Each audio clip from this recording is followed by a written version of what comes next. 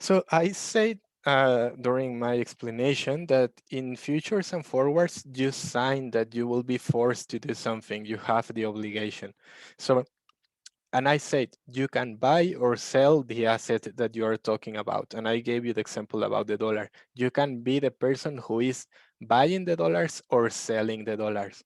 So if you are the person who is buying the dollars, if you are signing that you will buy the dollars, if you are buying the asset, it can be dollars or it can be um, gold or Apple shares or an interest rate or whatever you are buying. But if you are buying, you have a long position.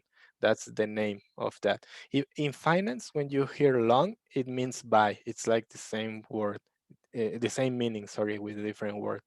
And short is the opposite. If you are the person who is signing that you are going to sell the dollars or whatever asset it is, you are going to have the short position. And again, short and sell is the same thing in finance. So it is only kind of a financial language that you need to learn, but long positions means that you are buying that asset.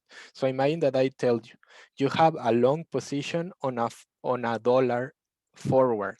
That means that that you are you have to buy dollars, right? Because you have a long position in a dollar forward.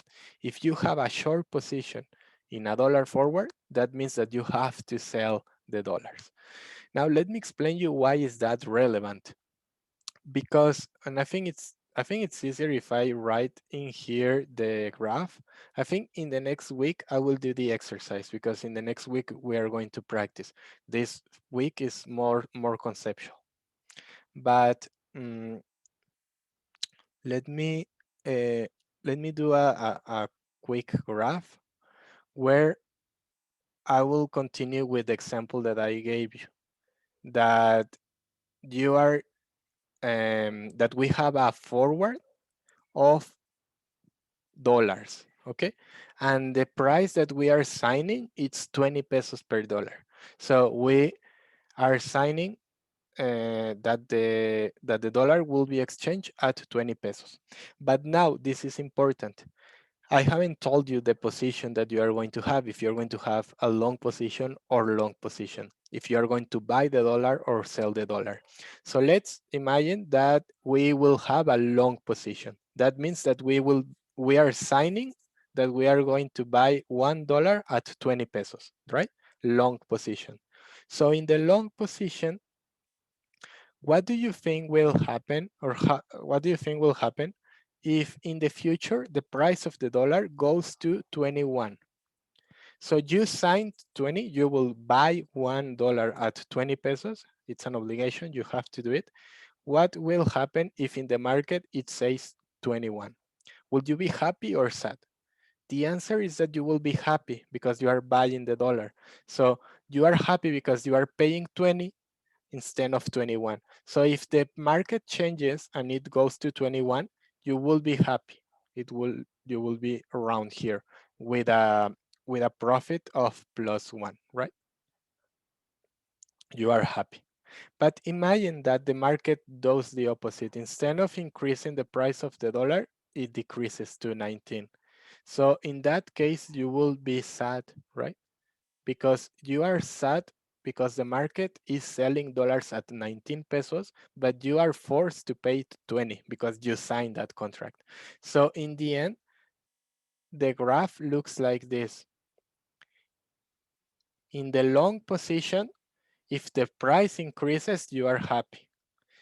But if it decreases, you are sad, you are losing money. That is the graph for the long position. And in the short position is the opposite. Imagine that you are signing that you will sell $1 at 20 pesos. If you are selling $1 at 20 pesos and the market goes to 19, are you happy for selling it at 20? Of course, yes, because you are selling it at a higher price. So you are having a profit because you are selling, you are in short position.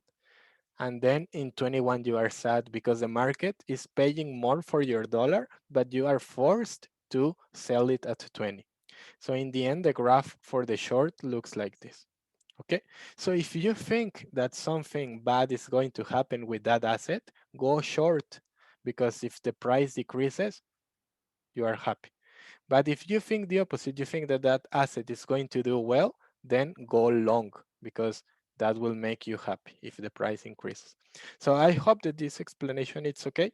I think we are going to do the exercise in the next class, because I think it's better to do all the exercises in the next class. Even the homework for today is very conceptual. So I think I will only have to do one more video, which is about swaps, and then we are done for today.